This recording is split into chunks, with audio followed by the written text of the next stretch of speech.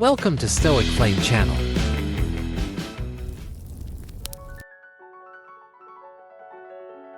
Could it be that your greatest strength lies not in words, but in their absence?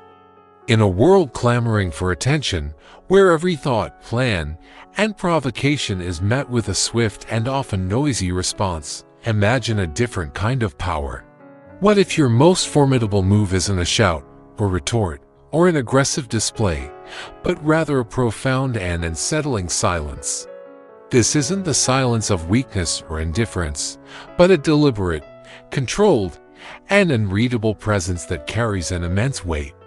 It's an energy that, without uttering a single word, unsettles your adversaries and commands the very space you occupy.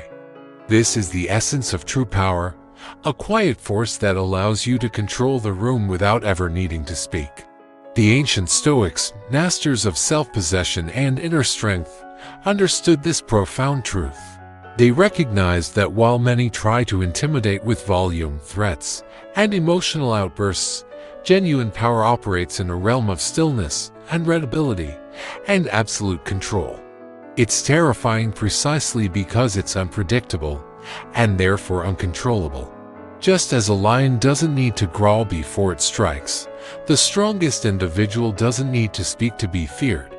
This journey into the power of silence is not about employing empty tactics, but about cultivating a timeless stoic strength that transforms how your enemies perceive you, and more importantly, how you perceive yourself. It involves 6 quiet, internal shifts, each designed to make your adversaries second-guess every move, leaving them uncertain of your thoughts and capabilities, and ultimately, inspiring a deep-seated fear. Now, let's explore the 6 quiet, internal shifts that cultivate this kind of profound power. Beginning with the refusal to react, imagine a scenario where your opponent expects a loud reaction, a visible crack in your composure, or an emotional outburst. They hurl insults, provoke, and attack, anticipating a defense, an explanation, or retaliation. This is their game, and in their minds, your reaction is their victory. However, when you meet their aggression with pure stillness, something profoundly shifts. In that moment of unwavering calm, you paradoxically become the most powerful person in the room. Most people are instinctively trained to respond. When insulted, they feel compelled to defend themselves. When provoked, to explain, and when attacked, to retaliate. They mistakenly believe that reacting signifies strength, but the Stoics would argue that it's often submission disguised as resistance. By reacting, you implicitly grant your enemy control, allowing them to pull your emotional strings and dictate your internal state. This is not power, it is, in essence, a surrender of your inner peace. True strength, according to Stoic philosophy, is measured by your capacity to endure external pressures without losing your inner equilibrium. When someone unleashes their venom, and you remain utterly unmoved, you deny them the satisfaction of a win. You absorb their fire without offering a single flame in return. This profound silence, this calm refusal to be drawn into their chaotic dance, becomes a mirror. It forces your enemy to confront their own insecurity, their own desperation for reaction. They anticipated your breakdown, your lashing out, your validation of their efforts. Instead, you maintain your center, and that unwavering composure deeply unsettles them. They are left in the dark, unsure of your thoughts, unable to predict your next move. This uncertainty breeds fear, causing them to dread the silence itself. As Epictetus wisely taught, it is not what happens to you that matters, but how you react to it. When your reaction is absolute stillness, you demonstrate that you have already conquered the storm within. You are not merely unaffected, you are, in a very real sense, untouchable. Consider the example of a quiet man in a boardroom, publicly humiliated by a colleague who mocked his work and called him irrelevant. Everyone present braced for a confrontation. Yet, the man simply looked his attacker in the eye, calmly asked, "Are you done?" and then returned to his work without a flinch. The room fell silent. There was no shouting, no ego-driven retort, just pure, unadulterated power. That silence resonated far more deeply than any clever comeback. It conveyed a powerful message: you do not define me. Your words do not shape me. This unwavering calm utterly broke the attacker in ways no words ever could. Nothing is more unsettling than someone who cannot be provoked. Someone who doesn't need to win an argument because they have already triumphed in the internal battle. This is the very essence of Stoic power, not loud or flashy, but unwavering and deeply rooted. Stillness is not a sign of weakness, it is the hallmark of an individual who has nothing to prove and everything under control. To cultivate this paralyzing silence, you must train your composure with the precision of a blade. Practice speaking less and observing more. Allow the chaos of the world to swirl around you, yet remain firmly rooted in your inner stillness.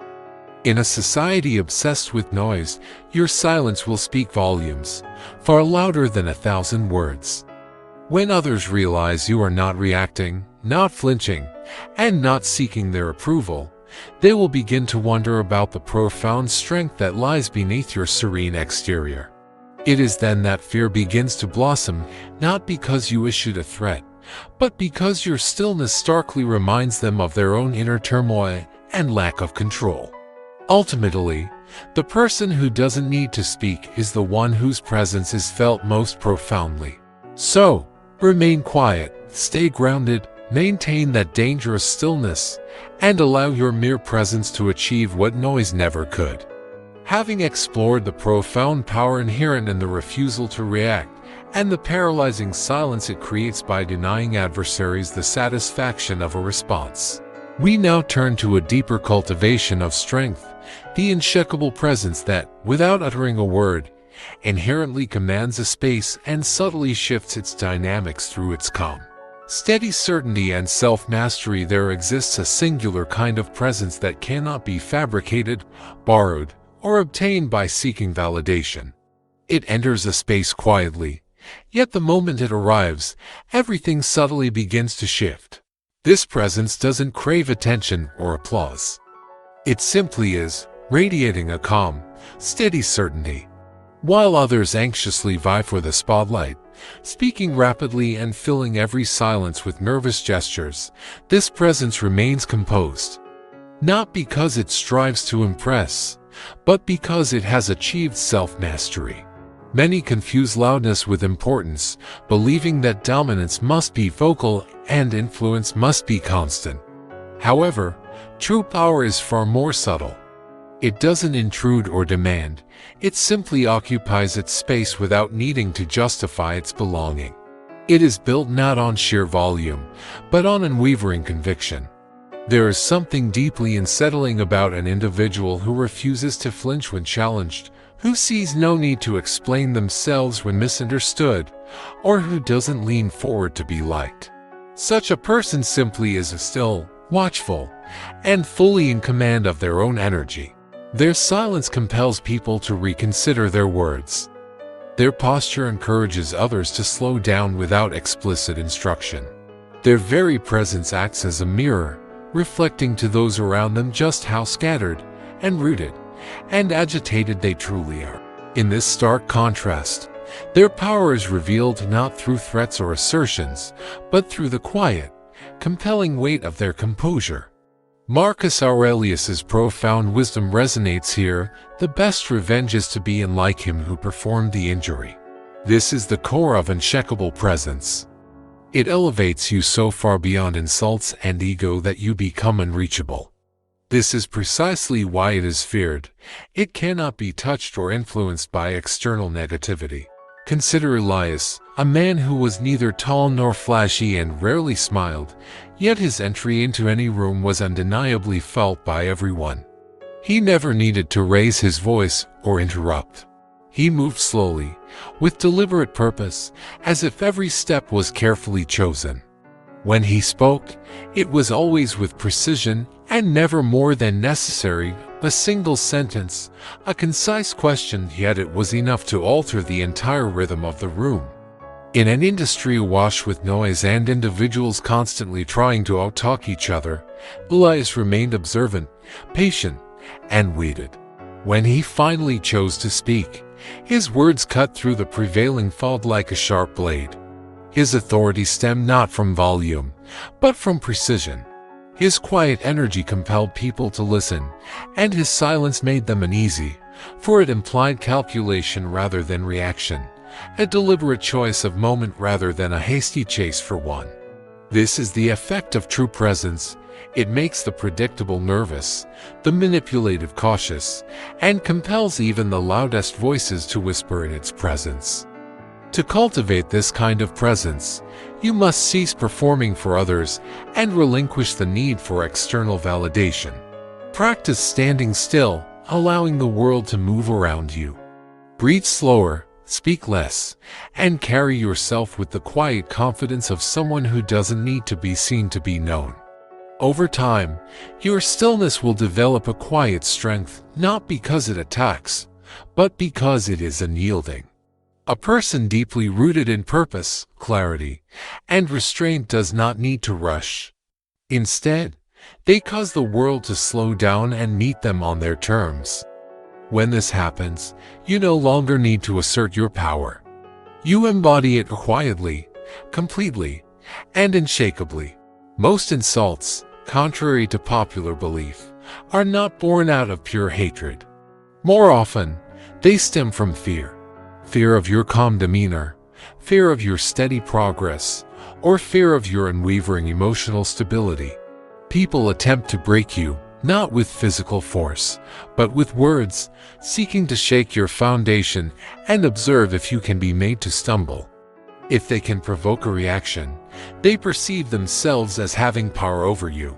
However, the Stoics understood a profound truth. Insults are rarely about objective truth. They are always about control. The moment you react, regardless of how justified your anger may feel or how clever your comeback may be, you give your aggressor exactly what they sought. You validate their attempt and confirm that your inner peace can, in fact, be disrupted by their petty words. If your peace is stolen, even for a second, they have won. But when you remain utterly still, when you refrain from responding, when you offer no explanation, something unexpected and devastating occurs. Instead of landing, the insult begins to echo within their own mind. Your unwavering silence transforms into an inescapable mirror, forcing them to confront their own desperation, insecurity, and desperate need for your reaction. You become the stark reminder of everything they failed to disturb. This is far more crushing than any verbal counterattack. There is nothing more humiliating than being ignored by the very person you attempted to wound. Because in that silence lies a powerful and spoken message: your words cannot reach me. Your tactics cannot move me. My presence remains unshaken. It's a cold, calm declaration that says, you're not worth my response. Consider Clara, who navigated a brutal corporate environment rife with sarcasm and manipulation. A particular colleague made it her mission to undermine Clara through whispers, passive-aggressive remarks, and pointed jokes disguised as humor in meetings. Clara, however, never took the bait. Not once. She consistently maintained her calm, focused, and professional demeanor. She listened when appropriate, contributed when necessary, and never allowed herself to be drawn into the storm surrounding her. Slowly, the dynamic began to shift. The more desperately her enemy tried to provoke her, the more transparent and ridiculous her own desperation became. Her insults grew louder, yet she herself seemed to shrink. Eventually, the laughter died, the whispers ceased, and the woman who once controlled the room with cruelty found herself speaking into a void of silence. Clara never raised her voice or directly exposed her attacker. She simply remained unmoved, allowing her enemy to collapse under the weight of her own bitterness. This is the profound lesson of Stoicism. Do not lower yourself to match the chaotic energy of those who seek your downfall. Allow the insult to fall flat against the impenetrable wall of your composure. Let the attack dissolve into the emptiness of your stillness. As Epictetus advised, if someone speaks ill of you, say only, "He clearly does not know me very well." Do not feel the need to explain yourself. Do not provide them with the satisfaction of your outrage or your clarity. Instead, give them your silence. Because an individual who does not defend themselves is either defeated, or, more powerfully, so far beyond the fray that the battle never even reached them in the first place. Choose to be the latter, the one they cannot reach. Let your quiet dignity speak louder than any words. The next time an insult is hurled your way, smile. Not to prove you are unaffected, but because they simply failed to reach the part of you that truly matters. This is the quiet strength that ultimately silences the world. People inherently fear what they cannot clearly perceive, predict, or control. The moment you become unreadable, you become a formidable force. This is because power fundamentally begins where predictability ends. When others can map your thoughts, trace your patterns, or anticipate your reactions, they gain leverage. They can exploit your ambitions to bait you, your pain to manipulate you, or your routines to weaken you. This isn't because they possess deep insight into your character, but often because you have revealed too much, spoken too often, explained excessively, or tried too hard to be understood. The more you expose, the easier you become to influence and move. This is why the quiet individual, the one who offers no explanations, who speaks only when necessary and holds back the rest, transforms into a perplexing puzzle no one can solve. They become a presence that others cannot navigate, a storm whose path remains unannounced. You don't need to resort to deception or coldness to create this distance. You merely need to cease giving people more than they have genuinely earned. Create a deliberate space between your inner self and their intrusive curiosity. And most importantly, keep certain aspects of yourself sacred. What is fully revealed can easily be exploited, but what is held with discernment and protected becomes a profound source of power. The Stoics instinctively understood this principle. They didn't parade their emotions or broadcast their desires. They moved with restraint, shared only what was absolutely necessary, and always guarded their core. Seneca's words underscore this: "It is a great thing to know the season for speech and the season for silence." Sometimes, silence is not merely a virtue, but a powerful defense. An unreadable person is not necessarily closed off. They are keenly aware. Aware that true vulnerability is sacred and should not be offered to those who haven't demonstrated respect for it. Their composure stems not from hiding, but from a deep understanding of the weight of their inner world, which they choose to protect. Consider Caleb, a man who was soft-spoken, disciplined, and never overshared. Initially, he might have been overlooked. When asked personal questions, he would respond with a gentle smile, a light deflection, and then gracefully steer the conversation elsewhere. He wasn't avoiding, he was guarding. Some labeled him mysterious, others arrogant. Yet, over time, even his critics began to admire him. Why? Because they simply could not find a handle on him. They couldn't pinpoint his triggers, his insecurities, or his true desires. Without that crucial knowledge, they held no control over him. When workplace tensions escalated, rumors flew, and emotions ran high, Caleb remained anchored and untouchable. No one had a grip on his emotional levers because he had revealed nothing that could be used against him. He hadn't provided them with the blueprint for manipulation. Consequently, when chaos erupted, he moved like a shadow, calm, collected, and quietly powerful. They feared him, not for anything he said, but for what they didn't know he might do. This is the essence of becoming unreadable. You become a presence that others study but cannot grasp, a force they anticipate but never truly comprehend. You become the kind of person who cannot be provoked because no one can discover the strings to pull. To build this kind of emotional armor, start by withdrawing your energy from the constant need for external validation. Stop narrating your every move or broadcasting your goals. Cease giving people open access to your inner world. Allow them to wonder, to guess, to assume, and to be wrong. Above all, let your silence create a weighty presence they cannot ignore. Because an individual who keeps something to themselves is not hiding weakness, they are preserving strength. There is no greater weapon than someone whose mind cannot be mapped and whose actions cannot be predicted. So, move with restraint. Speak only what is absolutely necessary. Reveal only what the moment truly demands. Let your presence be felt, not explained. And let your silence exert a subtle pressure that forces the entire room to adjust around you. In a world that worships exposure, concealment becomes your crown. When you guard your truth, hold your story with dignity, and move with purpose instead of performance, you not only protect yourself but also ascend above those who attempted to reduce you to a predictable pattern. In that rare stillness, you become truly untouchable. Let them study you, try to decode your silence, and waste their energy attempting to predict a rhythm that belongs solely to you. Because to be unreadable is not to be invisible, it is to be invincible.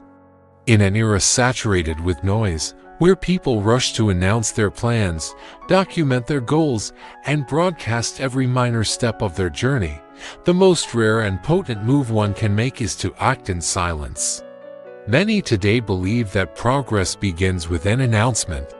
They speak before they move, seeking applause before they build, and often spend more time curating perception than diligently crafting tangible results. However, they fail to grasp a fundamental truth: noise does not equate to momentum, and mere talking does not create transformation. Action does. And when that action is carried out in silence, it becomes an unstoppable force that catches everyone off guard until it is already too late. The Stoics were acutely aware of this truth. They never pursued credit before making an impact. They didn't treat their philosophy as mere decoration. They embodied it through disciplined living. There were no grand speeches or catchy slogans, just relentless internal alignment. As Epictetus famously advised, do not explain your philosophy, embody it. This is where true power originates, not in promising change, but in quietly becoming that change. The moment you cease explaining what you will do and instead simply begin doing it, without needing external recognition, you place yourself beyond interference.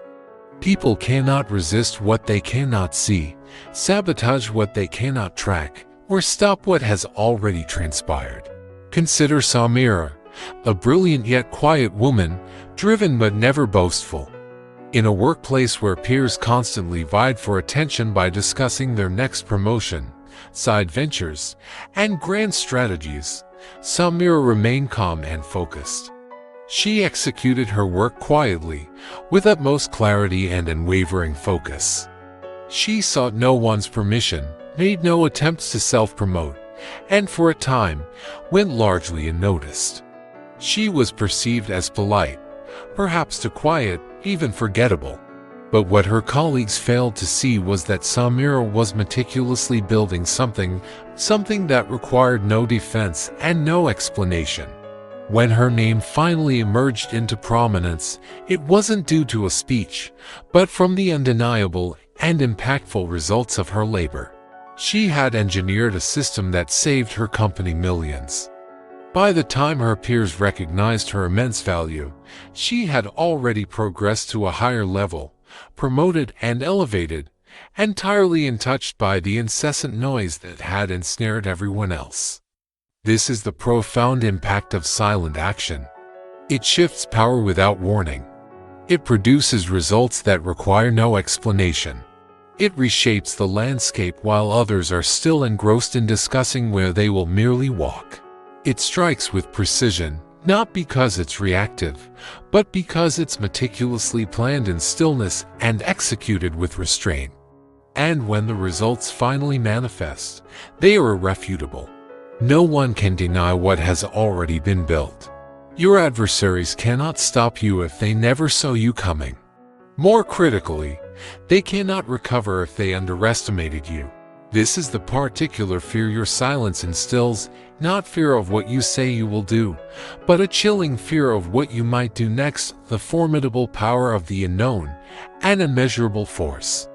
To cultivate this unshakable power, begin with quiet, focused effort. Shut the door, eliminate the need to be seen, and immerse yourself in your work while others perform. Build while others are speaking. Allow your ambition to remain sacred, not material for public consumption. Let your labor resonate in your absence. Do not warn people, forecast your greatness, or promise what you haven't yet accomplished.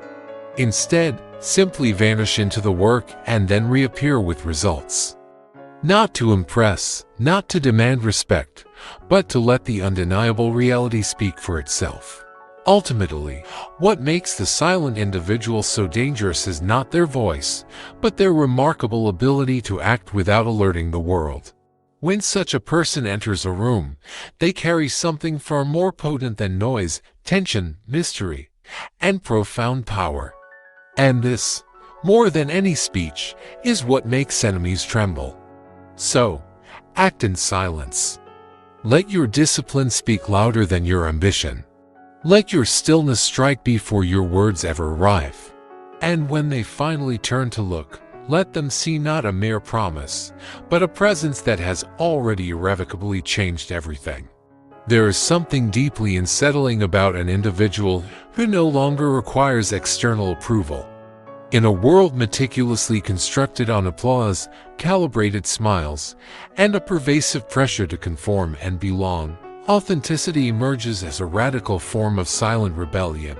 Most people have learned to compromise their true selves just enough to maintain likability. They laugh at jokes they don't find funny, agree with beliefs they don't hold, shrink their truths, soften their edges, and dilute their voices all to avoid friction. However, when someone walks in as they are, unapologetically whole, that person instantly disrupts the entire performance. Not through attack or confrontation, but by reflecting to others what they have long abandoned, the profound courage to be truly real. Authenticity exposes compromise without uttering a single word. This is precisely why truly real individuals are often perceived as intimidating. Their presence isn't loud or aggressive, it is simply grounded and firm. Their silence doesn't stem from fear, it arises from deep-seated principle.